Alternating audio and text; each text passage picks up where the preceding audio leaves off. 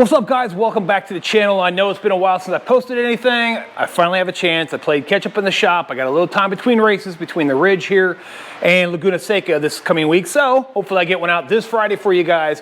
What we're working on behind us here is a 2017 Odes Dominator X4 LT 1000. That means 4-door long travel. So apparently this guy has some runnability issues, and he wants the front diff fluid change and the rear diff fluid change. So the first thing we're gonna do, we're gonna go ahead and pop the hood up here. We're gonna plug in the Hud ECU Hacker and see if we have any stored codes. Let me shut this windshield down and we'll flip the hood up. We'll talk about a couple things under the hood and what they are, because I see guys talk about it on a forum on Facebook all the time, the Odes owner group. Oh, what's this, what's that, where is this, what's that? Make, year, and model does depend on where some of these things are. Older ones, some stuff that are underneath the seat. Some relocation stuff goes underneath the seat. Other stuff is up here on the firewall, depending on year. I got an older one out there, I think it's a 14, a 15, and this is a 17. The 14s, different body style. 15s to 15 and a half, roughly. 15 and a half becomes this kind of body style. So let me shut that window down. We'll flip the hood up. I'll show you the diag plug, get in the Hud ECU Hacker, look up some codes and see what kind of runnabilities we may have with this. Go. Hood's up. So what we got going on here, a lot of guys, of course you'll have this guy, broke off. It'll just go in that hole so you can hold the hood up. I just flip it all the way back. This is the electronic steering computer right here, okay? Then you have, where this is supposed to be mounted, this is your GPS. Somebody had it mounted over here on this side. Regulator rectifier, okay? ECU. This is a wireless winch controller. These wireless winch controllers are wired hot, so they pull power all the time from the battery because they're wired directly to this. When they got to me, a bird built a nest on top of that. I looked at it, the eggs are gone, got rid of the nest, okay?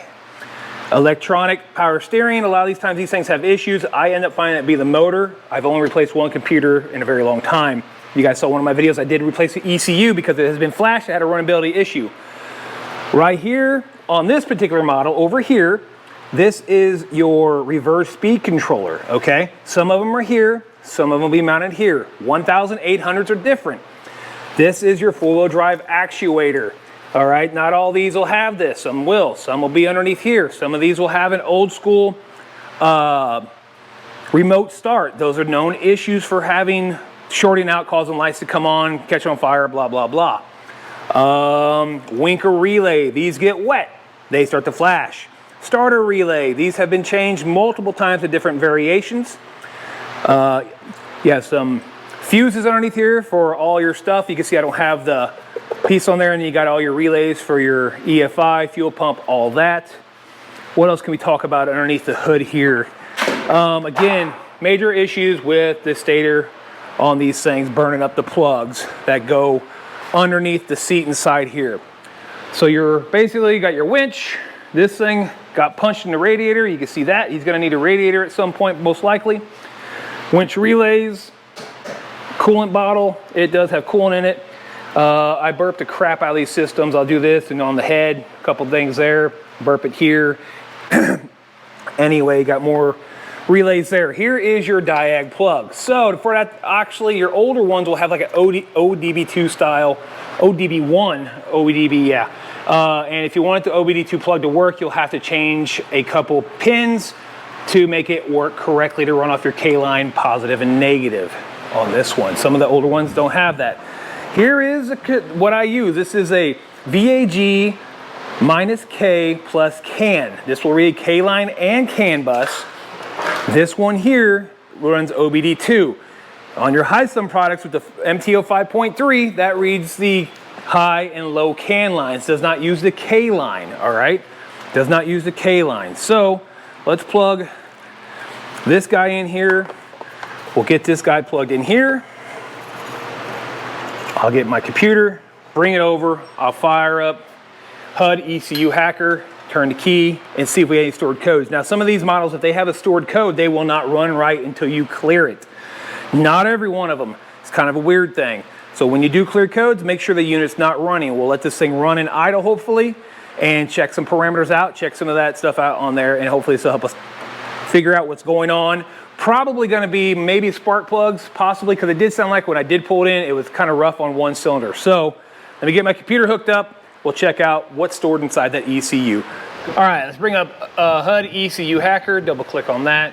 You can find all the necessary stuff and instructions on their website to how this works. You got to read it in depthly, okay? Make sure you read it well. Let's, do you want to install a new version? Sure, we'll install the new version. Why not? Apparently this thing had another update, which I haven't done in a while. I accept and install an update. Let's see if it does it for me here. I hate leaving the key on in the unit this long, but it is what it is.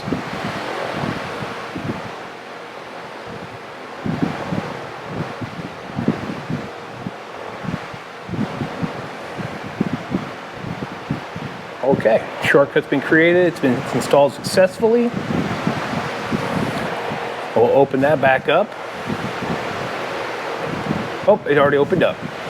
So I'll have to go back in and see what the update was. Let me close this one out. I don't need multiple screens. Up here we go. 5.9 VAG CAN adapter now supports several.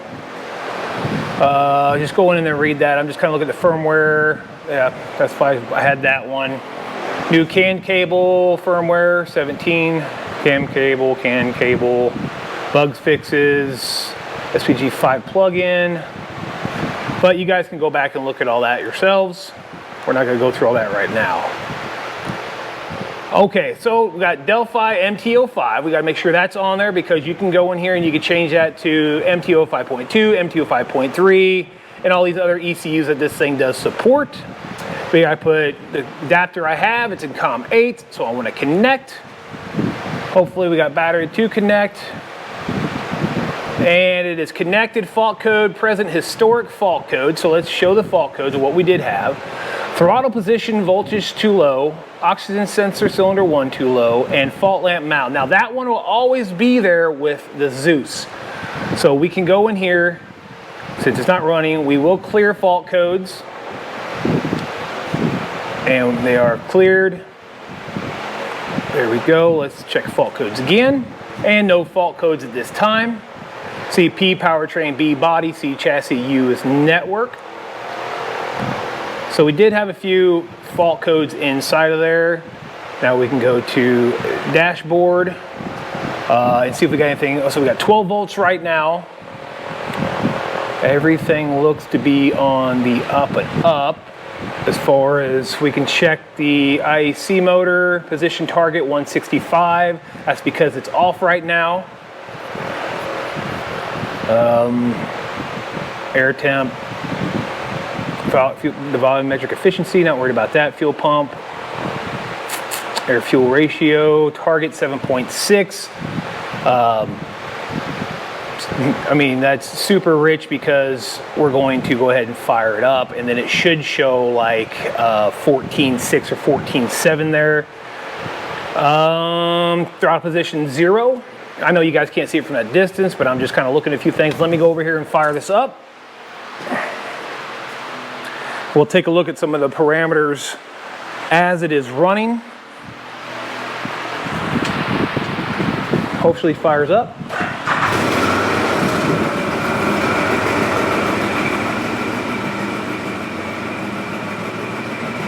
Doesn't sound, sounds a little funky on the cylinders. Battery's charging at 12.9. He could have, oh, okay, it's going up slowly. Battery's a little low. I know we're just kind of sitting here looking at things. Now our engine idle speed is 15, which is 12 to 16 is fine.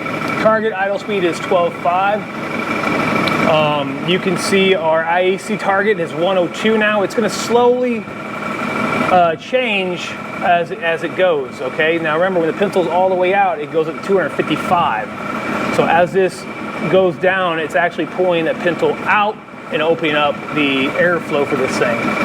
Now, look at oxygen sensor 1. You may not be able to see that. Millivolts are all over the place, acting really weird. I can hear it spit and sputter. There's our fault code back up for the mill. But I can definitely tell you right now, with 0 volts, that is not good. Could just be an issue with that cylinder not running on it. Injector dwell time is at 5.1, and that's going to happen because of that second cylinder there showing super lean condition, and is trying to open that longer, that injector dwell time longer to get more fuel in there. Let's see what else is going on. Fuel pumps on, prime pulse disabled, long-term BLM. I know I'm kind of rambling on here, guys, but I'm just trying to see what we got going. Yeah, that front cylinder is super low. Spark advance, 12 degrees. Let's go to graph. Oh, that's right, I gotta log it first before I can look at that. Let's check out data grid. See, as it turns different colors, you can see different things. So right now it's telling me, okay, there's a P0130, so we got another code. Let's go back to controller, show fault codes, voltage, oxygen sensor voltage low. So we're having an issue with oxygen sensor number 1. So in that case, we're gonna go ahead and shut that off. We're gonna clear the code out. What we're gonna do, we're gonna shut it off, leave key on, clear the code, I'll pull the seats out, pull that center console out, and we'll check on that oxygen sensor number 2. Go. Center console is out again. This is a 17 mil. Break that loose, spin it off, put the emergency brake all the way up. Pull all your push pins, take a couple screws out, and then it's a 14 millimeter head on here with a 16 millimeter nut. Take those seat belts off, pull it up and out. Again, oil fill, you do have a little check guy here. Oil filter is right there. Front O2 sensor, and then your rear O2 sensor is kind of hard to see here, but it's back there. There it is, right there. Okay, rear O2 sensor. Air cleaner, coil pack, right here. They got it labeled 2 in 1. It depends on, because honestly, it depends electronically, and you can see right here, this is number 2, this is number 1 cylinder electronically, but I believe it's anyway, they got this label 2 and they got this label 1, which is backwards. This would be cylinder 2, this would be cylinder 1 electronically. So I don't know what's going on there. Let's pop this here. Let's take a look at the tags on here to make sure we are correct. So that says, see, that says cylinder 1, which that is correct, but they got it labeled as 2. I think he said he flip-flopped the coils at one time, possibly. I cannot remember if this gentleman I was talking to. I talked to so many people. And this says injector number 2. Now, there's that pin just popped out of that connector, so that could be kind of an issue there, but that cylinder seems to be running fine. We'll pull that back in. He is missing the cover that does go over that to hold all that in place, so got to be careful when we put that back in. Big issue with these, known issue, if I can find the connector for it, which is probably going to be on this side. There's that, this, here, there, runs there, here. I'm trying to find the plug for it. That's this guy. That is not it. Anyways, the stator has a big issue with melting wires at the plug.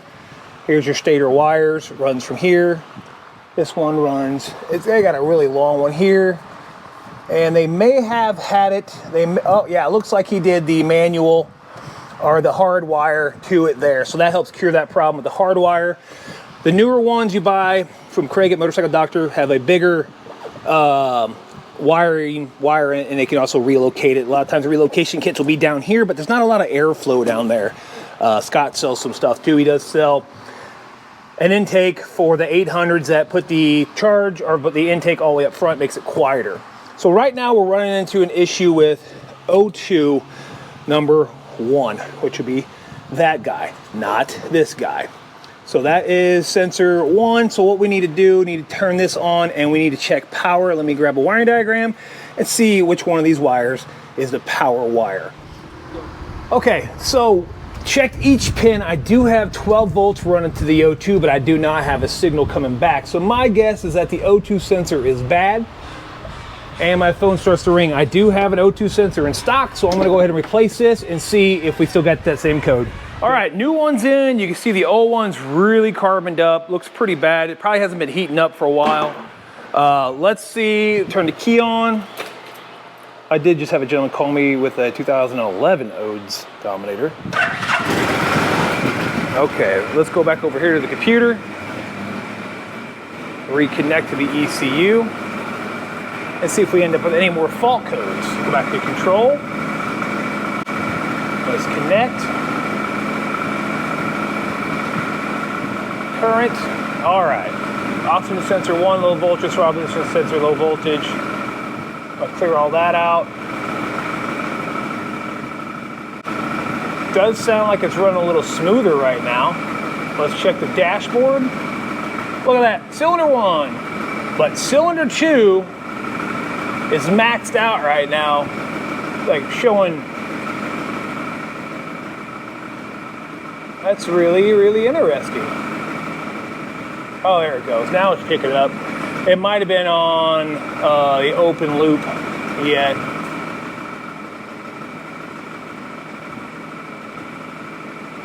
Okay, yeah, we're getting good now. Yeah, now the trims are changed. You can see the injector cycle time is now 3, almost 3 there. 101 for the IEC target.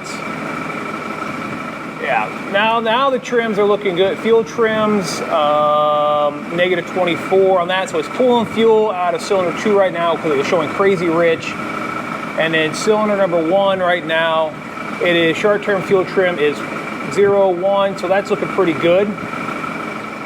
So again, cylinder 2 pulling out negative 20 on that,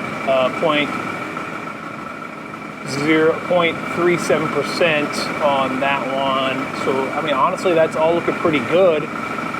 So we may have just had a bad O2 sensor. Again, fault code we're showing is just for the mil circuit volt. Let's check our graph, which I know we can't read. I meant to go data grid. DTC just showing the 1. So we did have just a bad O2 sensor.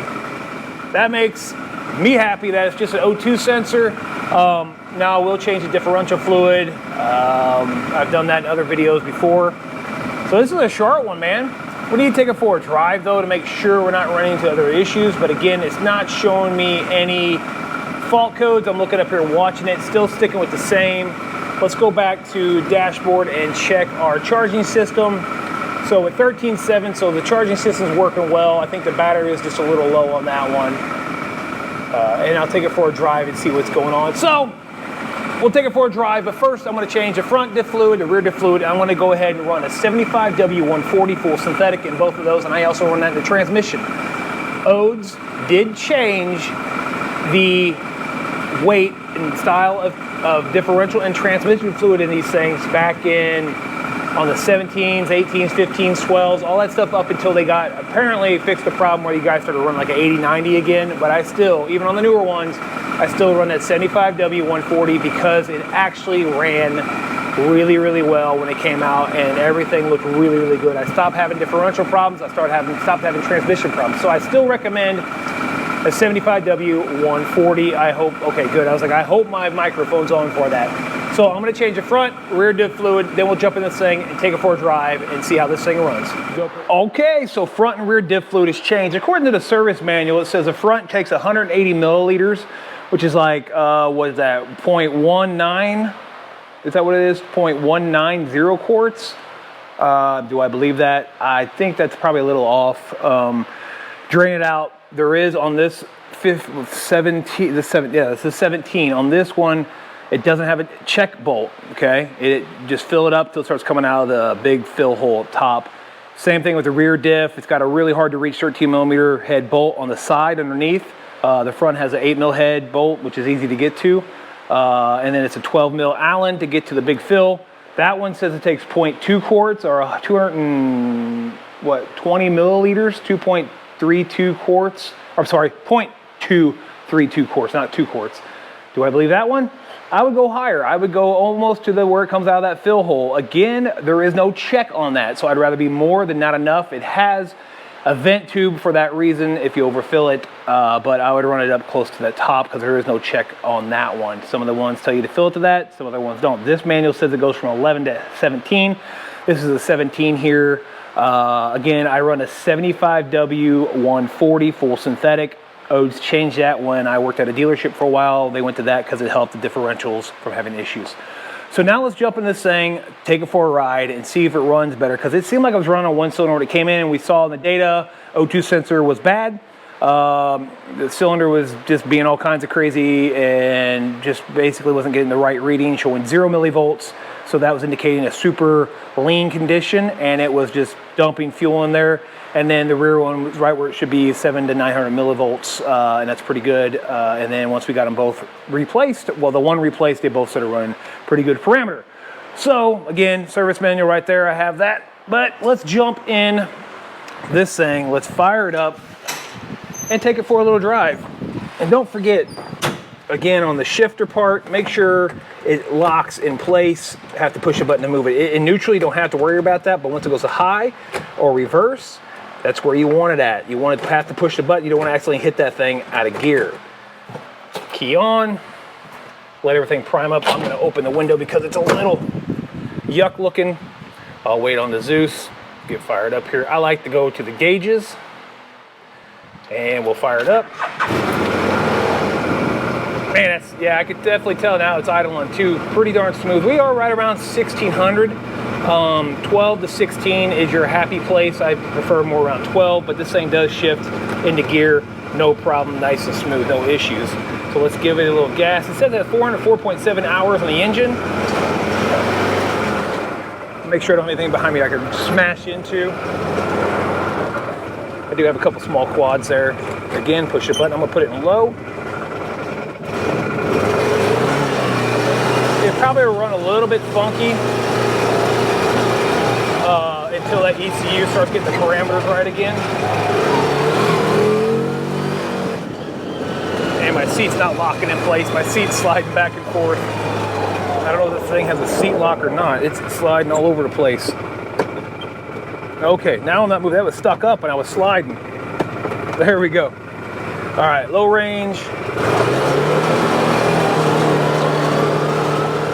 Just gonna run around the front field a little bit.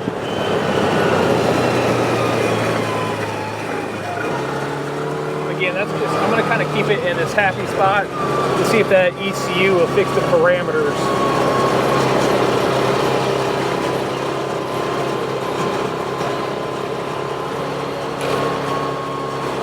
But it's actually running pretty good. We are in low range.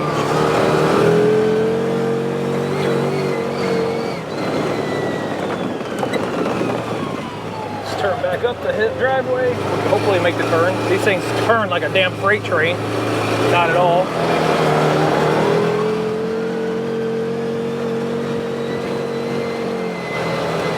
Gotta be careful around the house with the branches. Don't want to knock anything out here. So I'm running at a low RPM, and it feels like it's starting to fix itself a little bit. No more hesitation, no more spitting and sputtering. Go back in one more time after another lap and double check with the Hud ECU Hacker and make sure we have no codes. Again, we will have that P0650 from the mill light, but nothing I can really do about that on this particular model. Let's see how bad. Okay, so that's low range. I want to put it in high to see if we have any belt slipping at all. Neutral to high. Yeah, just a little bit, but it's not too bad.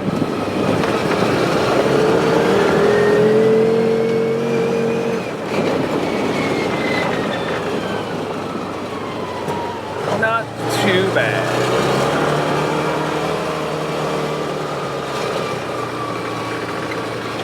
Need to get out here and mow the lawn, and you would think I just mowed it Tuesday last week. Spinning that inside tire.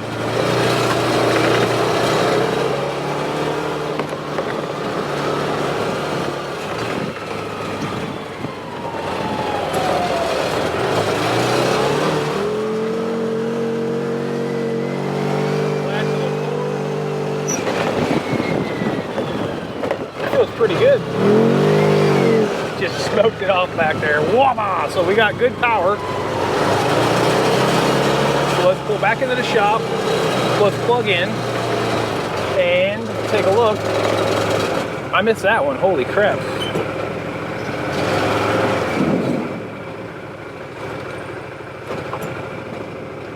Thing shifts nice and smooth though. That sounds like it's got a little exhaust leak.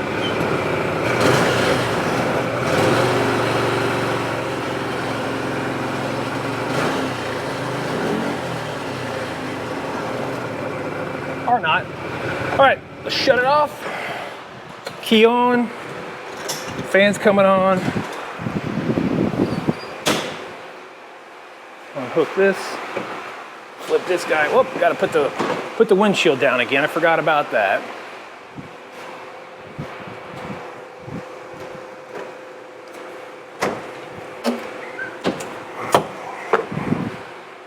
Windshield's back down. You can hear that fan running. Up, grab our cable. Where did I put the cable at? Oh, way back over here by my other computer. I gotta look up a wiring schematic for this Busa. Fan's back off, kicks on, kicks off, so that's good.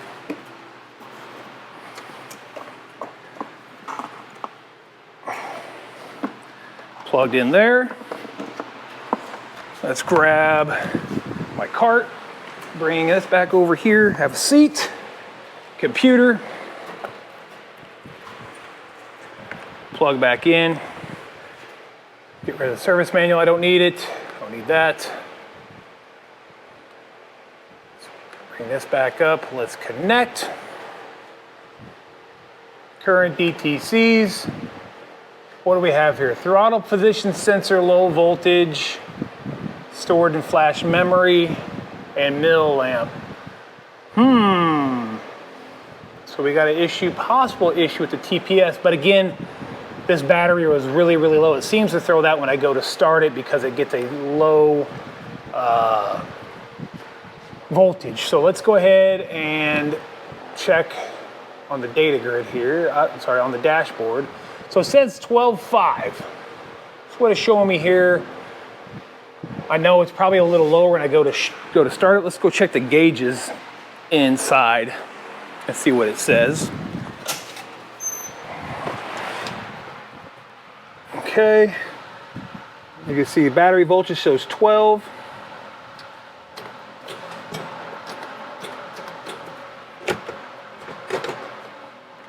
Turn that off.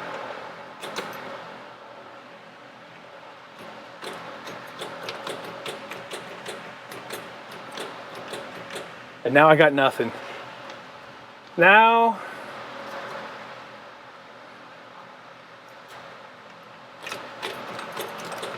I wonder if my starter solenoid went out in this thing. OMG. Well, crap. Let me see what's going on with the starter solenoid. All right, so I had to jump the starter solenoid to get the thing to fire back up. Still had a hesitation issue, and it died on me. When I backed it backed out fine. I gave it a little gas, and it just died. Checked it, low voltage to the TPS, so I took it back apart again. No point in taking it apart again on camera. Checked it for 5 volts reference, and it was a little intermittent. And then when I would step on it, the sweep on it was all over the place. It would like go from, what was it, 0.0 whatever to, it would just jump all over the place. So, and then when I get a little bit of throttle, it was just a little funky. Once I got past that part, no problem. So we're gonna order a TPS along with a starter solenoid, put that back in there, make sure it starts up on the key and on the push button, and then see if we get rid of that hesitation. And we get rid of that 5 volt, low 5 volt code also. So again, you know, it had the issue with the TPS, with the O2 sensor, and with low 5 volt, and now we're having it with the TPS, which that code wasn't in there before until we started driving it. So it could be something to do with the voltage to it, not in the sweep back, not reading it right. So I'm gonna order one of those up and put it in there and see if that cures our problem with that sensor. So it'll be a couple days till I get that. So what is today? Today's Tuesday, the 30th, I think, of June. So it'll be here July 2nd. Once it gets here, we'll throw that in, and hopefully I'll get this video out for you guys before the end of the week here, which, what is today? Tuesday? What's Wednesday, Thursday, whatever, July 3rd? July 3rd, hopefully July 3rd. Get it out July 3rd and go have a good time on July 4th. All right, guys, so we got the TPS in today, stuck that in, no more TPS 5-volt error anymore. Voila, that's good. We saw the O2 sensor was bad. So got the TPS in, took it out for a drive today, and it started to surge really bad around, I don't know, 20 mile an hour, really, really bad. So I did a data stream, I looked at everything looked normal. And on this model, you can't see the Zeus on it. You don't show high and low. It doesn't show shifting high, low, and all that. So I'm looking, and I kept seeing the fuel enable kick on. I looked at the graph, I looked at throttle position, about same RPM, same area. So let's take it for a ride real quick. I'll show you the surging thing. And since this does not show, if you guys remember that 2021 that had the shit going between high and neutral and all that stuff, well, even though I had the pin unhooked for the speed limit, this thing still has a fuel enable cutoff. So if it's not reading the gear position or the angle rotation sensor, if it's showing neutral or reverse, it has a fuel cutoff limit on it. So it starts doing the fuel cutoff. So right now, it's gonna be loud, I have the cover off of this thing again, and you can see back over there before, down here is where the angle rotation sensor is, okay? So I'm gonna go ahead and put it in low range. Angle rotation sensor or gear position sensor is plugged in. And again, it doesn't show that on the Zeus high, low, or anything. So let's take it for a little drive real quick. You can see we got rid of that hesitation too. So I'm in low gear right now. It's gonna be loud, but I wanna show you going down the driveway what happens.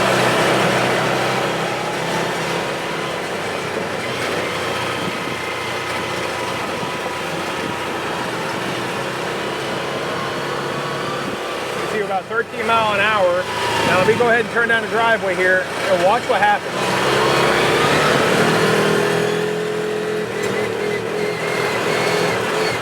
You hear that kicking off and on like that really bad? Surging really bad?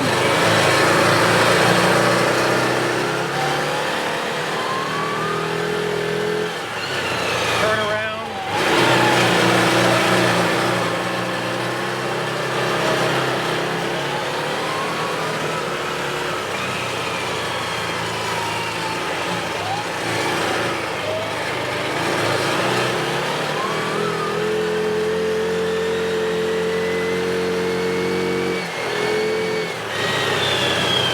If I hammer down, it doesn't do it.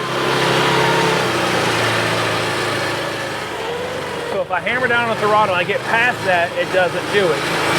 But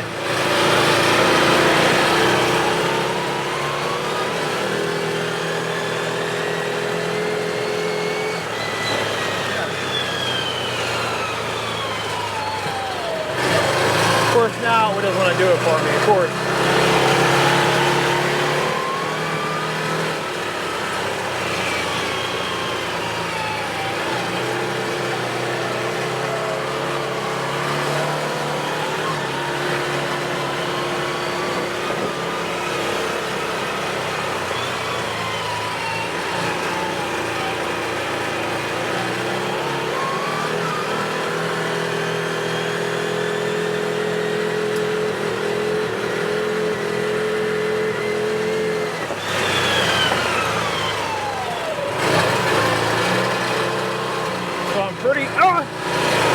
I'm pretty sure you heard it that time, significantly cutting in and out. I just had to get it the right RPM and the right speed for it to do that. Now, I'm probably screaming in the microphone even though on my chest. So now I'm gonna throw it neutral, emergency brake on. We're gonna walk over here to the passenger side and I'm gonna unhook that angle rotation sensor or gear position sensor. Again, it's over here on the passenger side. Back down here, careful, that pipe is hot. This wire does get stinking hot. So if you can, tuck it in out of the way. Woo! We'll get it up there out of the way so it doesn't hit any of the pipes. And we'll go for another drive. And again, the angle rotation sensors are very sensitive to things. If they start to go out, forget it.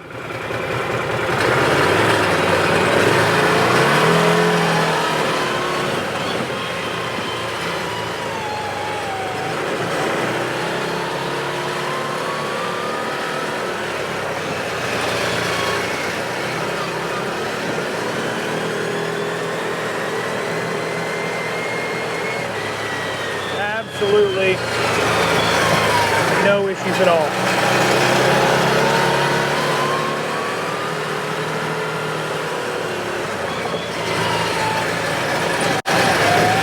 Now, I did go down the road a minute ago testing this theory.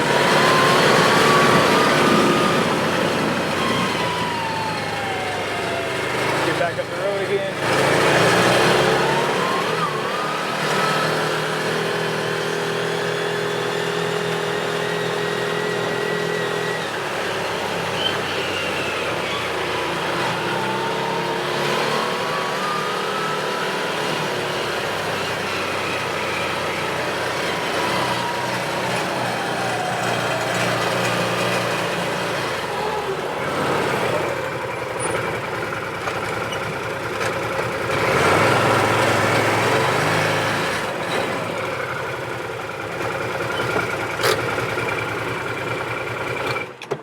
So boom, right there, no more hesitation, no more spitting and sputtering, because that gear position sensor is no longer jumping around, showing neutral or reverse or any of that crazy stuff and kicking that fuel enable in. Now, when you let off the gas, the fuel enable does kick in because it shuts off the injectors on D-cell. You can see that in the Hud ECU Hacker. The must-have. This came from another shop. A guy could not figure out what was wrong. It came from another shop because he could not plug in the diagnostic software. Again, get online. I'll leave a link in the description. Hud ECU Hacker. Learn to use it. Very useful tool. I will link the cables I have for this. Now, if you have an MT05.3, the cable I'm going to link will not work for the MT05.3 ECU. The MT05.3 is different. It reads off the ground, uses the ground and power, but reads off the high and low CAN lines. It doesn't use the K line on the MT05s or MT05.2s, remember. So MT05, MT05.2, DT08 will still read off the MT05 when you click on that, get on that thing, plug it in, clear your codes, read your codes, look at the parameters, see what's going on. It has helped me figure out what's going on with so many other units. And then again, this is a 17 Odes Dominator 1000 X4 LT with the Zeus that does not show gear position, so I couldn't watch it flicker back and forth like I did on the 2021 when I went back and watched the video feed while I was editing, and gave me an idea what was happening. So I did data record, saw that crazy parameter, and I'm thinking to myself, what could it be? What could it be? I'm like, oh shoot, the other one, gear position sensor, angle rotation sensor as they call it. Unhooked it, no more problems. So I'm gonna get another one. I'm gonna put it in there for the customer. I'm gonna call him and ask him if he wants one. I don't believe it's gonna affect anything at all. If it doesn't see it's in reverse, it will not kick on the reverse speed controller, reverse speed. I don't think it's gonna affect anything else. Just shows high, low, neutral, and reverse. And that does help the ECU possibly with different maps. I'm not sure if it has different maps and all that on this thing, if it's that sophisticated. I doubt it is, honestly. So we may just leave it unhooked and let it go about its business. So it had a new front O2 sensor. Cylinder 1 was not working. It was showing a 5-volt drop to the TPS.